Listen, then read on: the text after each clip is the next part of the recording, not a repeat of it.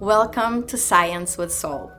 I'm Dr. Lottie Valentine and the host of this program. I'm a physician, evidential psychic medium, international keynote speaker, and the author of Med School After Menopause, The Journey of My Soul. This podcast was inspired by events from my own life, and as I have journeyed through life, it has taught me that we're part of a greater divine web of interconnectedness. I have walked the path of illness, healing, and transformation, and after experiencing 2 near-death experiences, I became clairvoyant, clairaudient, and clairsentient, and I was guided to attend medical school at the age of 54. In this podcast, we will meet many different types of doctors, healers, spiritual leaders, educators, and other interesting souls. And it is my hope that you will gain information from this podcast to help create a path of healing your own life physically, emotionally, and spiritually, and bridge the gap between science and soul. Welcome to Science with Soul. I'm Dr. Lottie and the host of this podcast. Today, I'm honored to introduce P.M.H. Atwater L.H.D. for a second interview. If you haven't listened to the first interview, then go find it and listen to it because it's amazing and you will learn a lot about near-death experiences. Today, she's going to be talking about her book, The Forever Angels, Near-Death Experiences in Childhood and Their Lifelong Impact. So P.M.H., who is one of the original researchers in the field of near-death studies, having begun her work in 1978, she has written 18 books on the subject of near-death experiences. In Near-Death Experiences, the rest of the story wraps up her early work with nearly 5,000 adult and child experiences of near-death states, while further exploring her theory about transformations of consciousness, a theory she first began to investigate in 1966, back in her home state of Idaho. Some of her findings in the near-death field have been verified in clinical studies, among them the prospective study done in Holland and published in the Lancet Medical Journal 12/15/01. The big book of near-death experiences brought the entire field of near-death studies up to date worldwide and was featured in an online version of Newsweek magazine. The New Children and Near States, along with the Forever Angels near-death experiences in childhood and their lifelong impact, turns around what we thought we knew about child experiences. Dying to Know You, Proof of God in the Near-Death Experience stands alone as a summary of thousands of experiencer voices, their words, their truth, their wisdom, the People's Book. In 2005, she was awarded the Outstanding Service Award for the International Association for Near-Death Studies and the Lifetime Achievement Award from the National Association of Transpersonal Hypnotherapists, as well as an honorary Ph.D. from a school in Sri Lanka. In 2010, she was also awarded the Nancy E. Bush Award for Literary Excellence and the Lifetime Achievement and Special Services Award, both from IANS. She has presented her findings for many organizations and schools, including twice at the United Nations, and a guest on such TV shows as Heraldo, Regis and Kathie Lee, Larry King Live, Jessy Raphael, and Entertainment Tonight. She has been a guest on hundreds of radio shows, including several with George Noory and one with Art Bell. Her books have been published in over 12 countries. In April 2018, she won the 2017 Silver Nautilus Award in honor of her recent book, A Manual for Developing Humans, for offering a potent and powerful message for today's world. A generational researcher as well, she summarized the changes now occurring in the human race in Children of the Fifth World, a guide to coming changes in human consciousness, and Beyond the Indigo Children. Her own story as an experiencer of near-death states, I Died 3 Times in 1977, the complete story, is available at Amazon.com.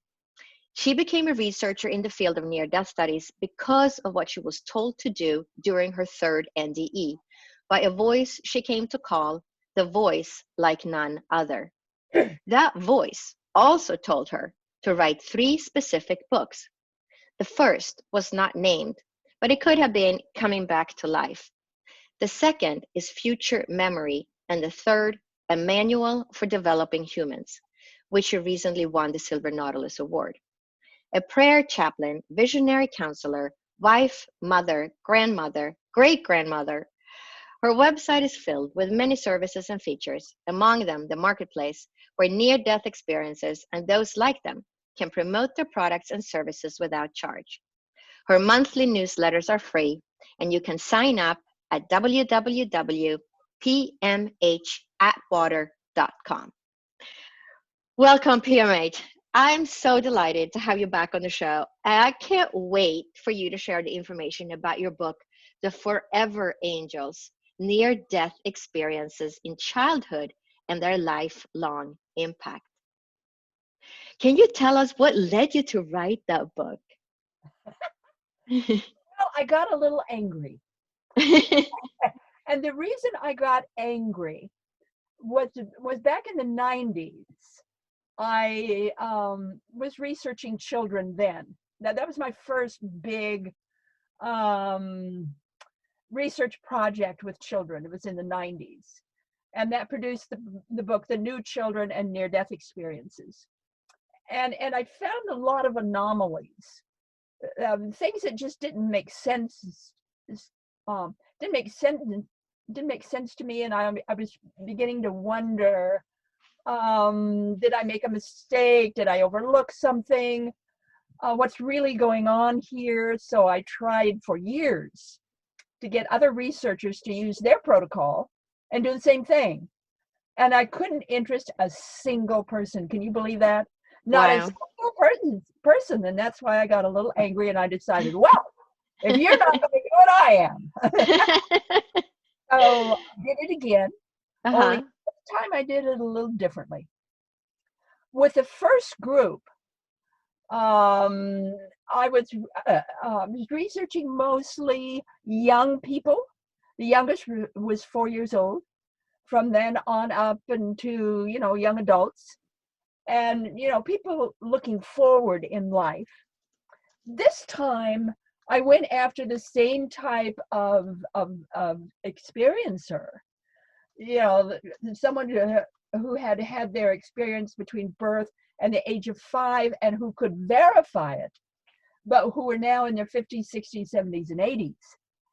And so I was asking them this one question: did having a near-death experience that young make any difference in your life?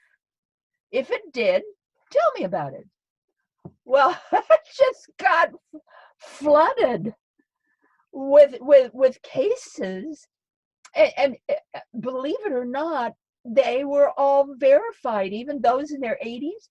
That woman who was 82 had a younger sister who could remember, and I talked with the younger sister, and it was really, really true. She really experienced these things, so I was just delighted in that regard. But the flood of people who came through, tear-stained essays, so tear-stained I could hardly even read them. People in poverty, and I was so thrilled. I mean, the people complain. They complain, Dr. Lottie, because other researchers would not reach out to people like them. I had a number of cases from people in Ecuador. I had people who grew up in the voodoo religion, never knew the word God, never knew the word, Bible or any of that. They were voodoo. And, I ran into a lot of child abuse, but 3 specific, where the child was subjected from birth to satanic rituals. So I ran into some really heavy stuff here. One in particular who had 17 NDEs by about the age of 9. Wow. I mean, she was tortured terribly. So I ran into a lot of stuff. So I mean, it's really hard to shut me up when I start talking about this particular book because it's unlike any others. Because I've got the first swing from the little ones looking forward. I've got the second swing, older ones looking backward. This is the only book that where we can get the full round. Dr. Bruce Grayson, you know, is one of the best of the scientific researchers, was absolutely thrilled with this book. He said that, you know, it doesn't exist anywhere where we can look forward and look backward. The full round of the full life. What is it like to have a near-death experience and grow up with it or be with it? And so now we know.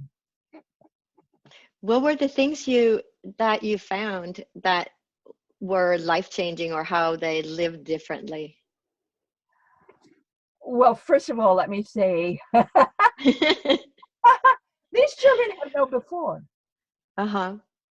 So we're focused here on birth to the age of 5, and almost all of these kids had no before. Let me give you an example.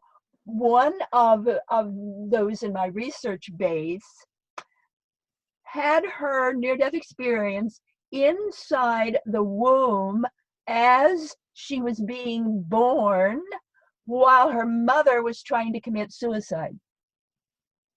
So, I mean, you know, I got, I had several cases where they could remember their conception. They were there, you know, when mom and dad did their thing. And when they were older as a child, told their parents about it, and they were absolutely correct, much to the parents' embarrassment. You know, it's just so And it was verified. you get into this kind of issue then. And the issue of is it a fetus? Well, you know, my research clearly shows that these are the preborn.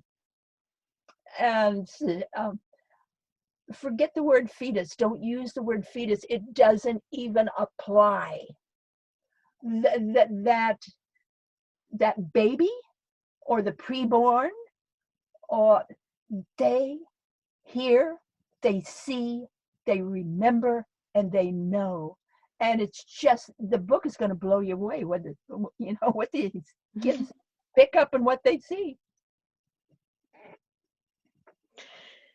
Wow, amazing. I remember, I don't know if it was the Forever Angels or a different book I read, but there was a child that had a near drowning in a pool and met his brother in heaven, and it was an aborted child from Yes. Remember that story?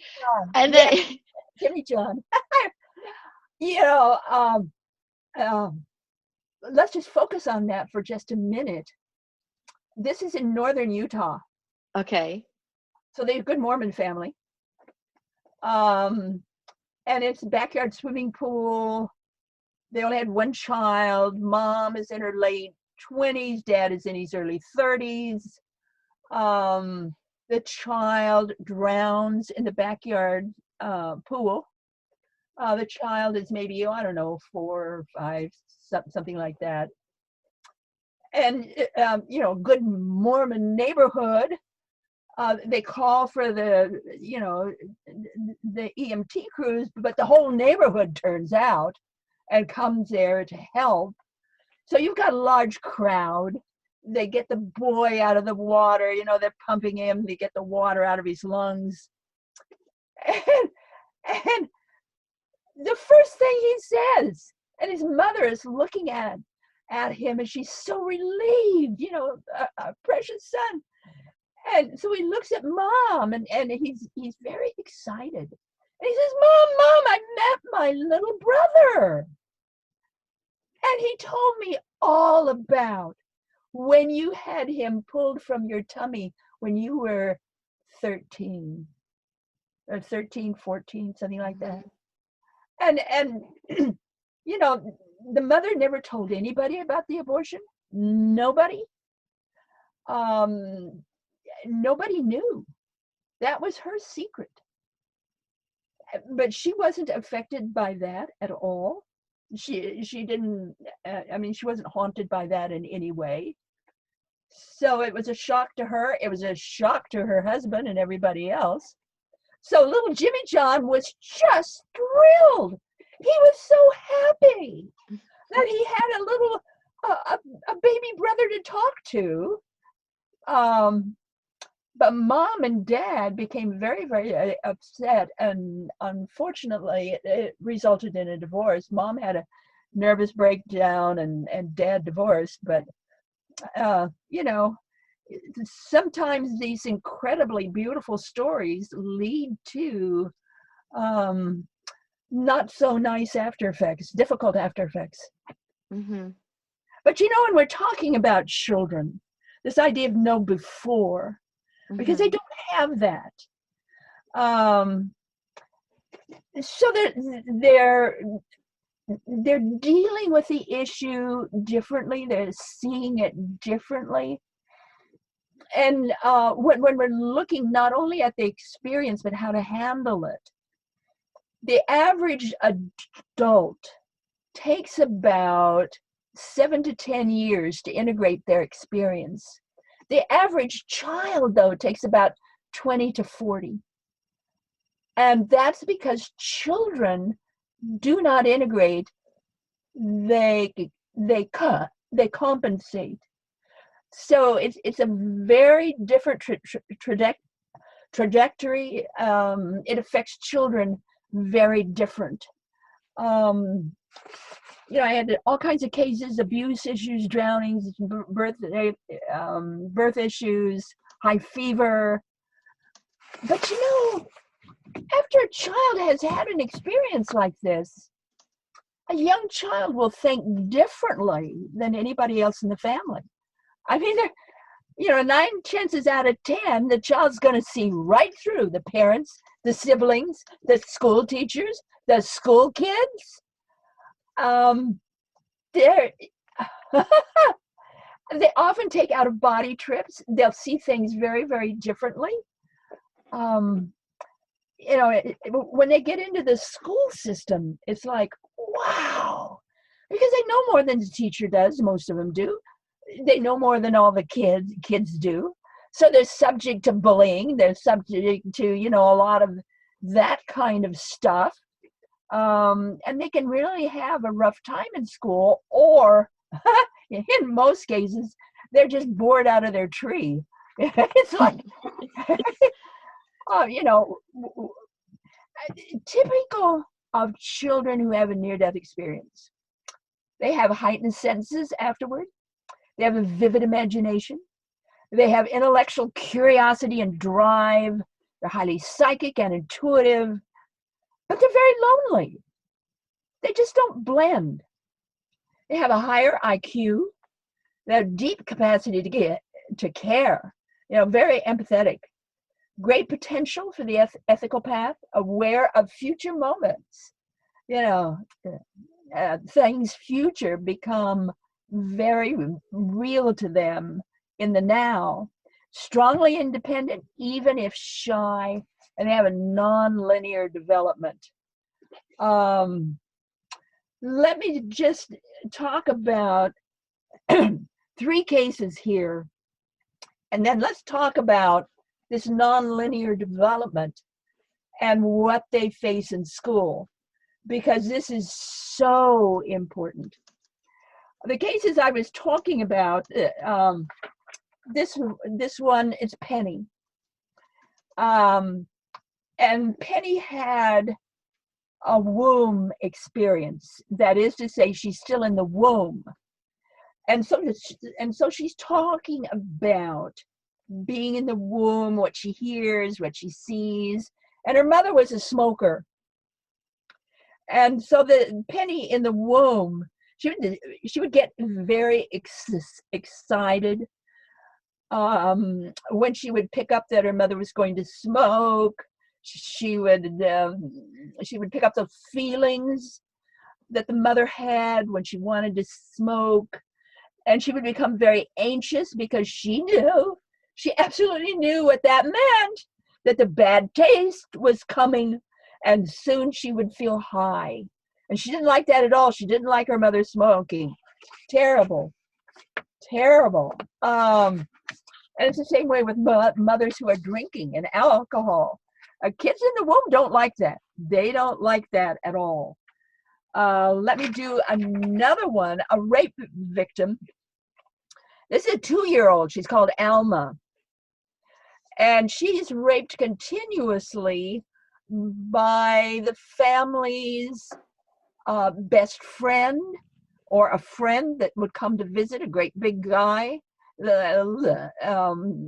was quite sizable, and he would go into her bedroom and shut the door. And the family liked him, they didn't know what he was doing in there. They didn't bother to check. He'd go in there and rape this little 2-year-old. And the picture, the drawing is in the book.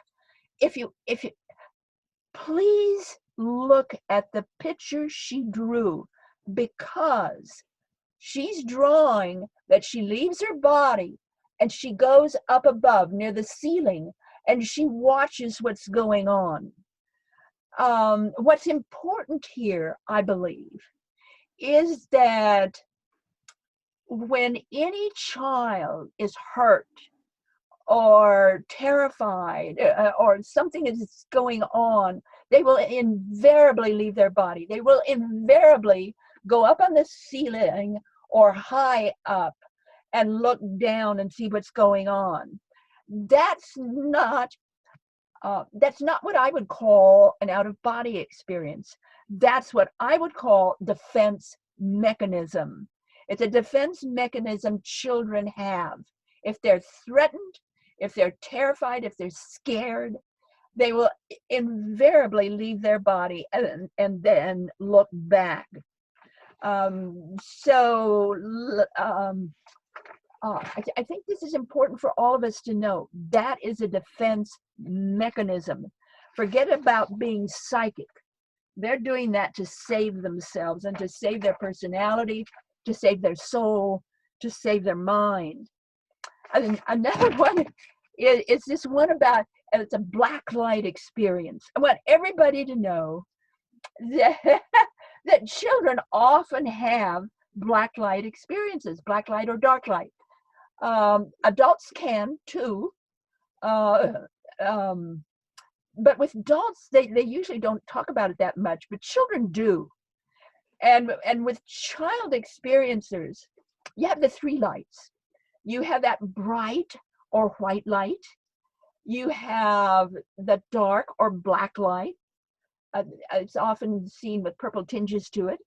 Or you have this very raw, piercing, powerful light that really doesn't have any special color. And the children, when they're talking about these lights, they say, well, that bright or that white light, that's father light. And that dark or black light, that's mother light. And that raw, piercing light, that's God's light. And the father light and the mother light, they both come from God's light. And I love to have children explaining that. It's just so incredible. There's something about this dark or black light that's very healing. It's just very comfortable. It's very nice. It's very wonderful to be in. They can snuggle up in that light, and it's just a wonderful thing to a child. There's nothing negative about a black or dark light. Sometimes you can get that, yes, in some cases, but very rare. It's a very comfortable light. So in the book, we have this case of star, and she drew it, and I'm amazed that they were able to print that in such a way that it does indeed look like a dark light experience. And star really I want to quote her. What I remember pre-utero was a room with black living walls. There were no words that were ever exchanged, only thoughts. We were near the end, and I was preparing for my final choice, which means she was getting ready to actually be born. But I just think that's so important to realize or to think that children can have black light or dark light experiences. If you want to think in terms of adults who have them too, you want to get a hold of the Big Book of Near-Death Experiences. That's the only encyclopedia ever written in the world about near-death experiences. You can get that from the International Association for Near-Death Studies. Certainly get on their website. You can get it anywhere, any store, Amazon, the Big Book of Near-Death Experiences. And in there, I give a case of an adult. It was a man. He went to the hospital. He was supposed to have surgery in the morning. It was a very serious surgery. During the night,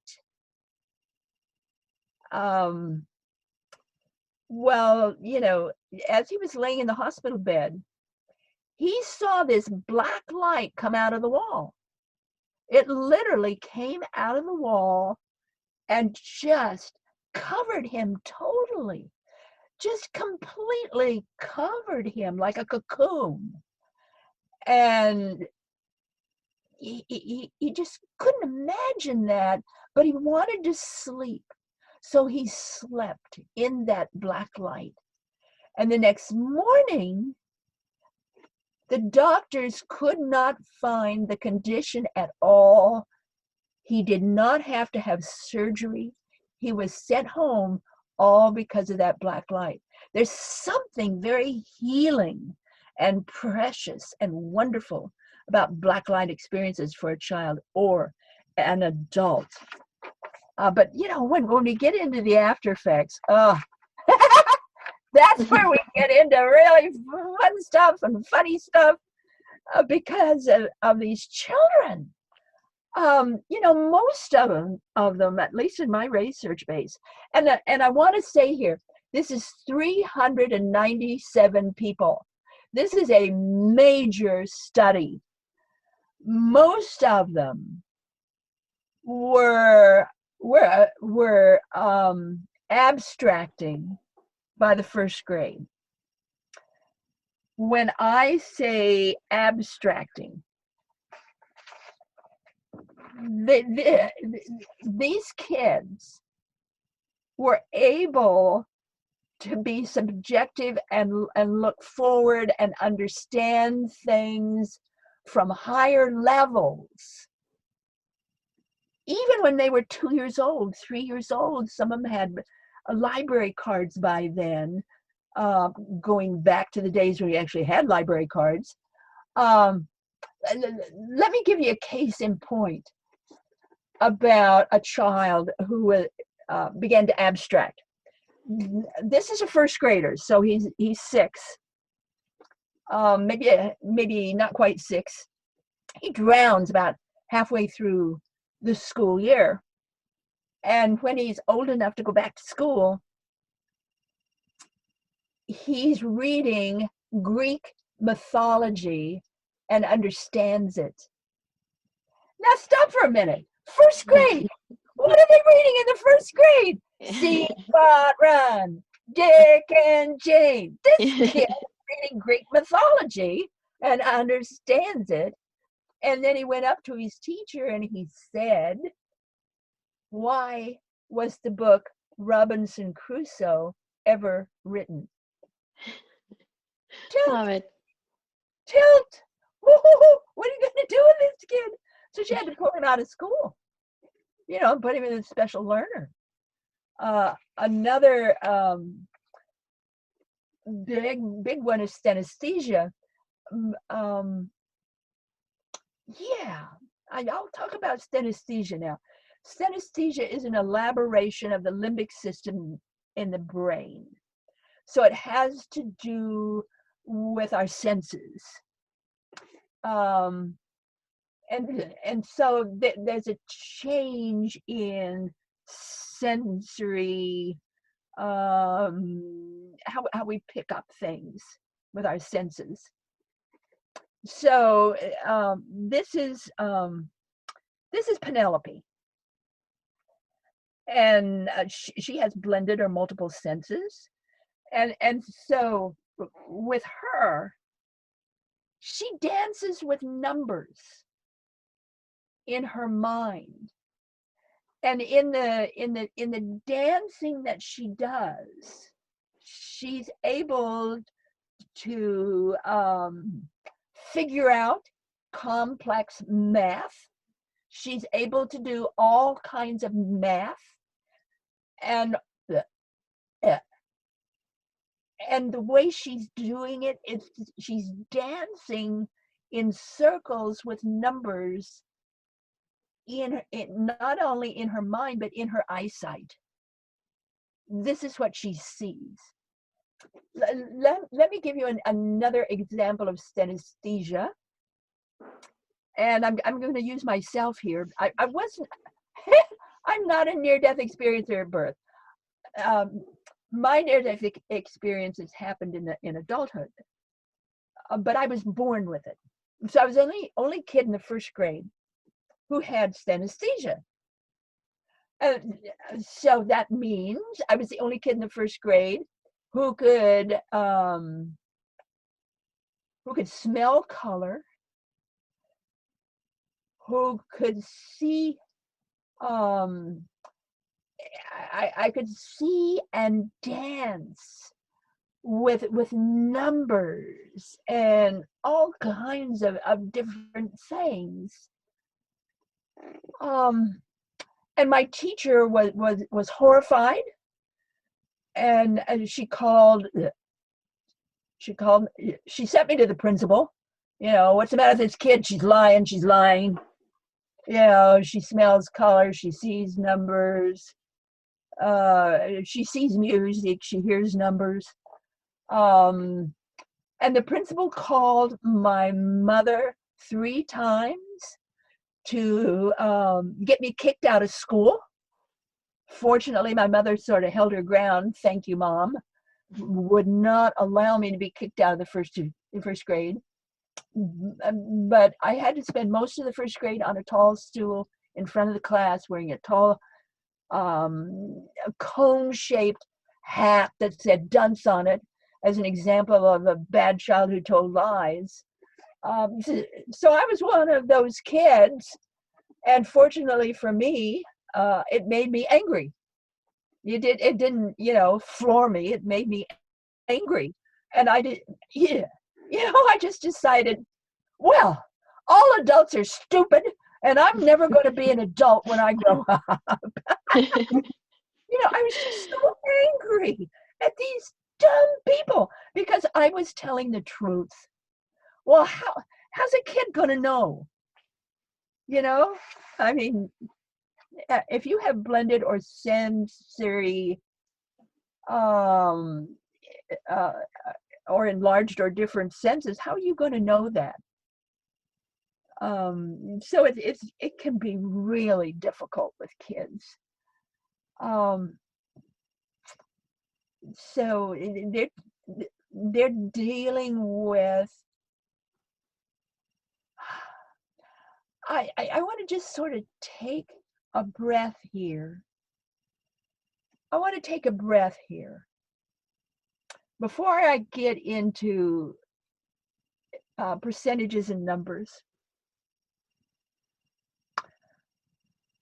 because these are children between birth and the age of 5, especially the babes and the toddlers, who absolutely have no knowledge. Most of them don't. Of what a human being is. There's a number of them. We can get into past lives, reincarnation. So you're going to see that in the book.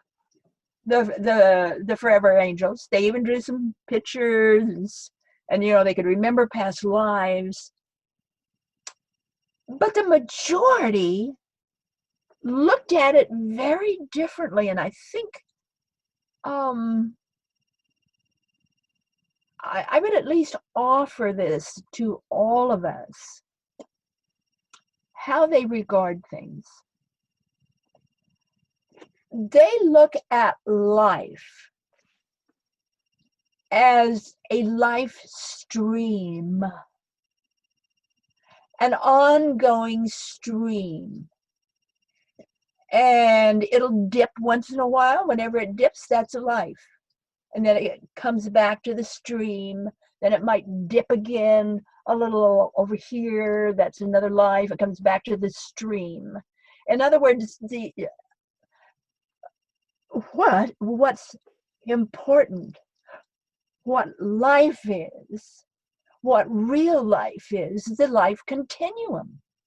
So it really challenges all of us. I do believe those of us who really get into reincarnation and, and we're looking back at, what's this, what's that, where did it come from? But these are kids that, they're looking at the life stream. That is all a stream of consciousness, not a stream of lives, but a stream of consciousness. And it really, I truly feel their stories challenge all of us. Just, wow. But if we're going to get into some of the percentages I came up with, especially on intelligence, because that's just going to blow you away. Those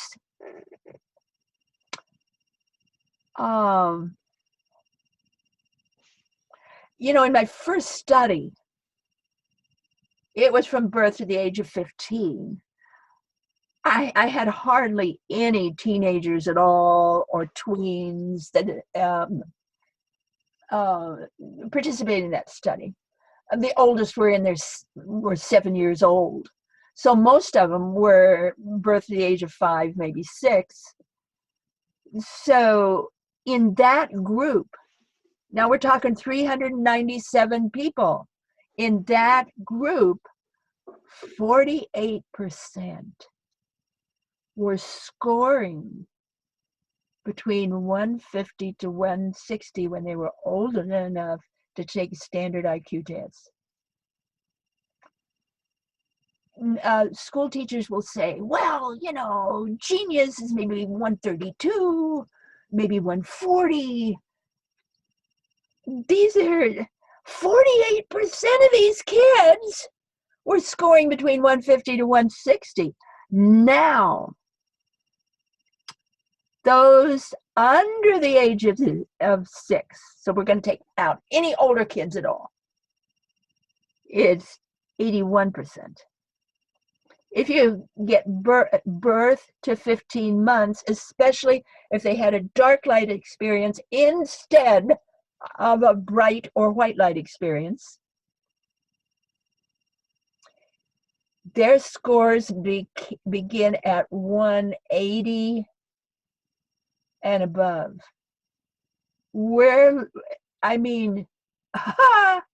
There's something about the near-death experience.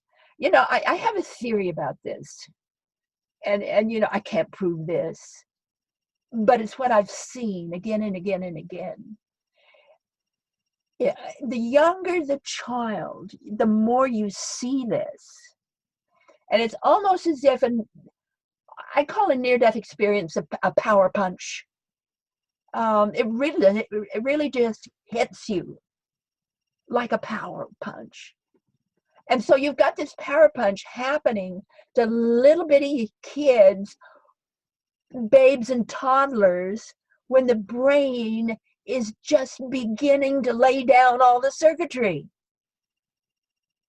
So it seems to me like it's interfering with the normal process of intelligence.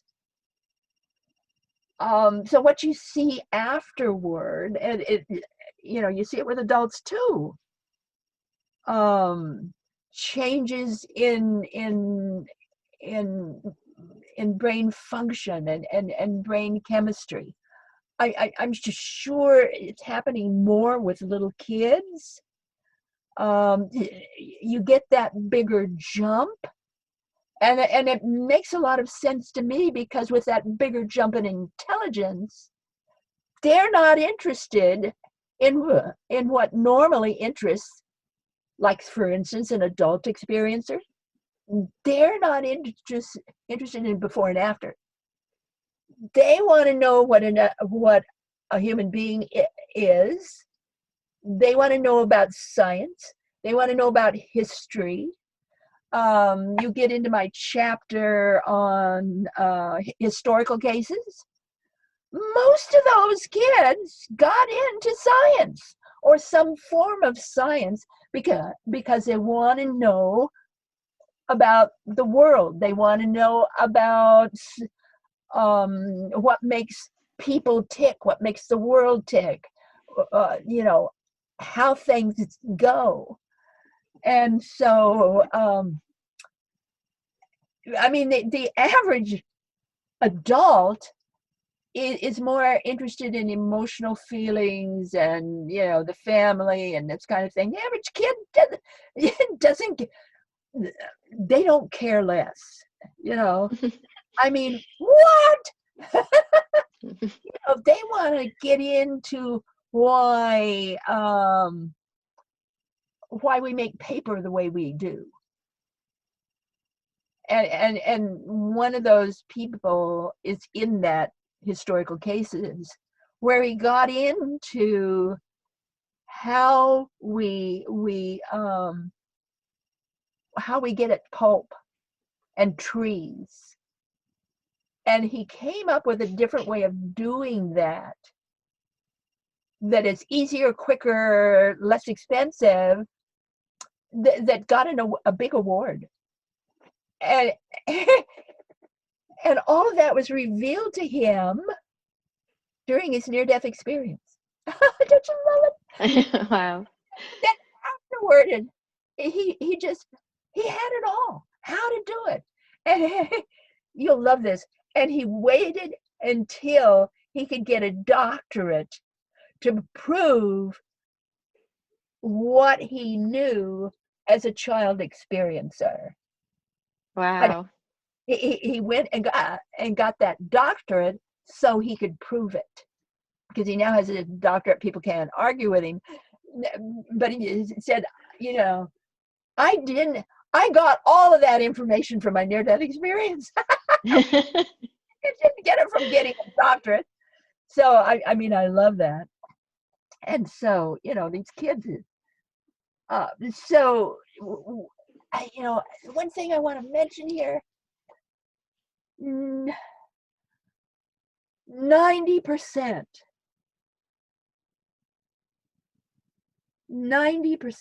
lose their bonding with parents, or never had it to begin with. There's just no bonding there. That doesn't mean they don't love them. They're not bonded to them. And same way with brothers and sisters. It's like, what's a brother? What's a sister? And the brothers and sisters feel the same way looking back at them. They think that kid came from another planet, obviously, because, they don't seem to fit this family. So you get a lot of that. But you get these incredible people with 61% are aware of the future before it occurs. 62% often have out-of-body experiences, vivid dreams, 70%, yet turn to drug use, 46%, turn to alcohol, 45%. Just empathetic, 84%. I mean, you get numbers that just blow your mind. and yet, I want to give you this number. It's 74%. Remember that, 74%. So we've got 397 people. 74% have a very successful life. A number of them became millionaires. A very successful life. Now hear this. 74%, same number.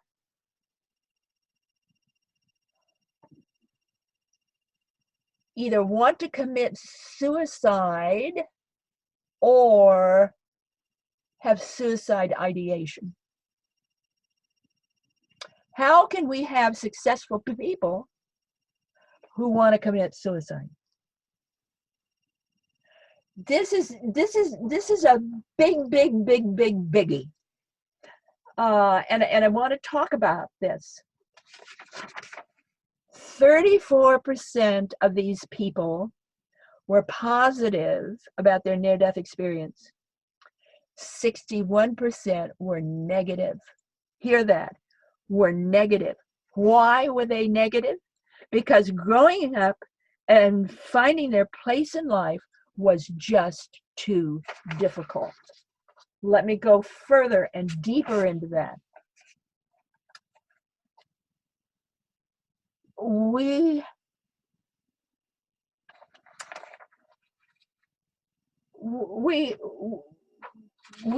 just don't realize what's happening here. These people, guilt for wanting to go back, going back to the other side, betrayal for being kicked out because they wanted to stay, but they got kicked out. They never really understood what being a human being is. Let's take another look at how a child's mind works. For a child,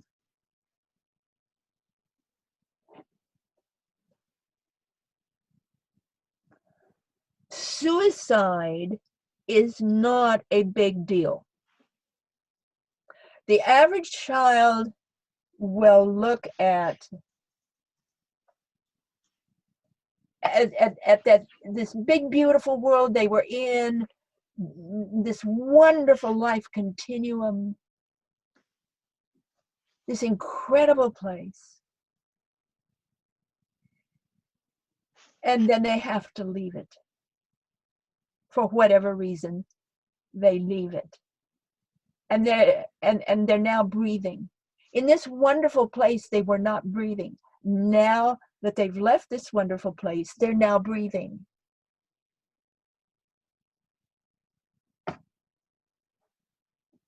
They don't understand why that wonderful loving place is gone.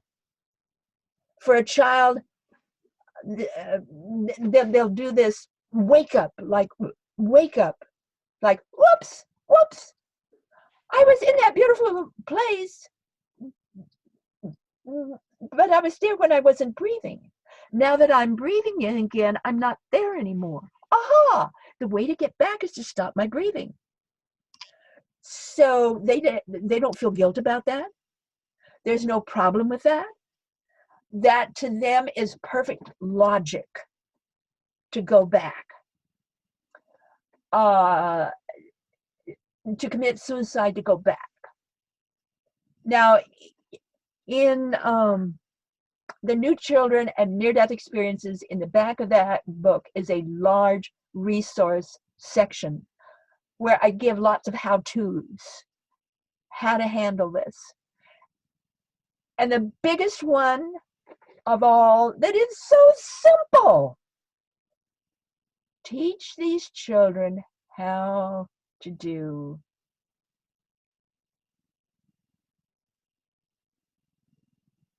that kind of sitting down, visioning being there, enjoying being there, and then let go of it. They learn how to do these vision quests where they can go back, visit for a little while, and then come back to this world. And they then begin to understand they can go back and forth without having to change their breathing.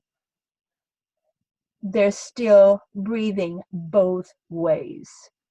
If you teach children how to do visualization, just visualization, that will make a huge difference in how they're able to accept and live in the two worlds.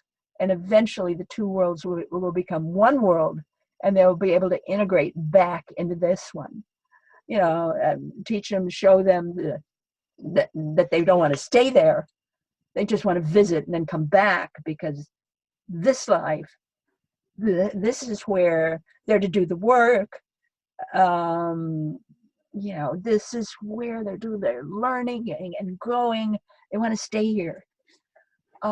There's lots of ideas also in the Forever Angels. And, you know, before we run out of time, I want to quickly touch on the medical. You know, you're a doctor, let's touch on the medical thing, because the average near-death experiencer, child or adult. Now, hear this, everybody. The average near-death experience, I said average, can no longer handle medication given by the typical allopathic medical doctor, especially children, because children are medicated according to age and weight. If that child had a near-death experience, then you must medicate differently. Give them less, lot less. Homeopathics are wonderful. Osteopathic physicians, great people to go to. Even MDs who have come to realize the difference. Huge, big thing. You don't want them out in sunlight, really bright sunlight too long. It could be, they come back light sensitive. Same with sound.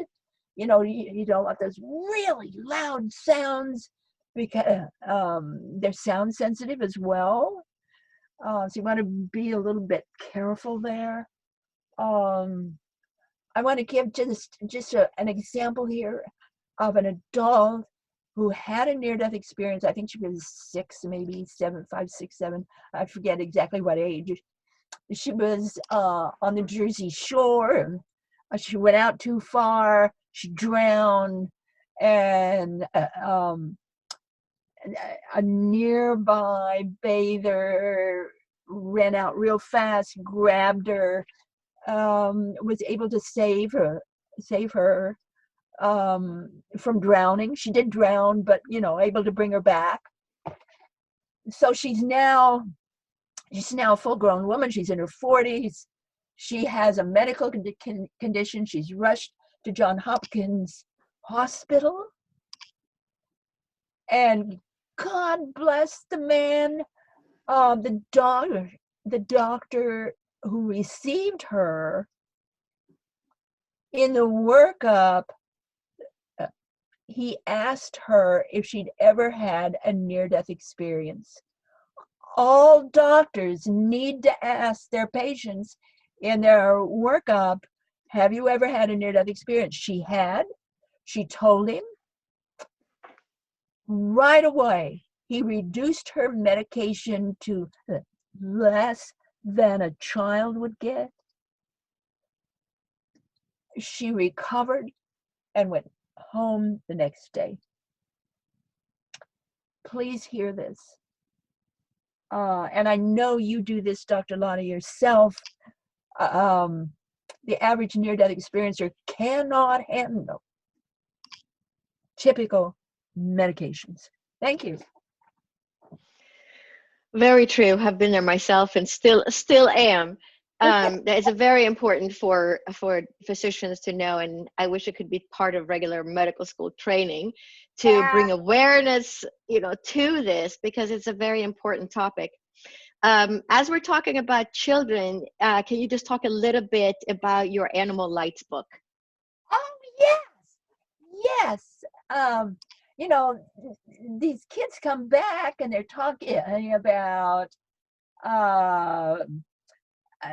being in the womb, and they're talking about being on the other side and the light realms and all this kind of stuff. So I wrote 6 little books. It's called the Animal Lights series. You can get it on Amazon. There are only people who stock it. Animal Lights, and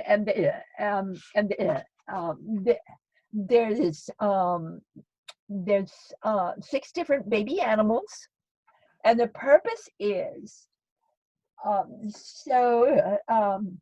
the animals then go through coming into this world, being light beings, coming into form, getting in the mommy's womb, and being born, for the purpose of, so mom and dad can sit down and have lots of fun with their child, going through these beautifully illustrated, fun little bitty books. And mom and dad can say, well, did you have anything like that happen to you? Do you remember anything like Busy Betty Wiggles does? So it opens up the conversation for adults to talk about what their child might remember about being in mommy's womb, about being born, all these kinds of issues. And remember, there's 6 of them. One's a horse. When he rolls around, he's born with a twisted leg, learns how to do tricks. There's the monkey, Busy Betty Wiggles, the joy of life, like parents were babies too. Oops, a baby, which is a skunk, big tail, falls off and feels different. Tommy Two Toes, that's a fawn. This is a miscarriage. And the twin on the other side comes to help him stand and walk. Wee Willikins, that's a hedgehog. He's too small. He's afraid his mother and others won't like him. We've got the kitten, Sally Susie Q. So many babies in the womb, she suffocates and almost dies and comes back. So you have all these kinds of issues and things that happen to babies, and you can now talk about it and have fun talking about it, going through these delightfully illustrated books. It's the Animal Lights series. I love it. Such a great resource for parents. I was just going to ask you how do they begin that conversation with a young child? So go check out her book, The Forever Angels, Near-Death Experiences in Childhood and Their Lifelong Impact. So before we come to a close, can you tell people how can they find your books, and how do they sign up for your newsletter? Well, my books are available through any bookstore, yes. Amazon, yes. Anywhere, and even my website, because I have a I have a bookstore, say, I have a bookstore place on my website. Right. And what's your website name? www.pmhatwater.com. And just today, the November issue of the newsletter came out. It's called Newsletter for the Curious. Because you never know what I'm going to talk about in my newsletters. And that just came out today. So again, www.pmhatwater.com. Get over to newsletter, sign up for future issues, and there's an archive, and you can see the November issue and, you know, go back as far as you want to go. Oh, that's wonderful. Everybody go to her website, P.M.H. Atwater, A-T-W-A-T-E-R, just like it sounds, .com, and sign up for her newsletter. It's a wonderful newsletter with a lot of information of all different kinds. So I want to thank you so much, P.M.H., for joining us today and sharing your wisdom about children's NDEs. Thank you for what you're doing as a doctor. I mean, I love this. I love this. It's just it's a valuable gift that you're giving people. Well, thank you so much for joining us today. It was a pleasure. Bye-bye. I hope you enjoyed listening to this episode of Dr. Lottie, Science with Soul. Make sure you are subscribed so you will be notified of new episodes as they become available. To book a session with me or to sign up for a workshop or to see me as a physician, please visit drlottie.com or divinespiritualessence.com. My book, Med School After Menopause, The Journey of My Soul, is available online at Amazon as well as other online platforms worldwide.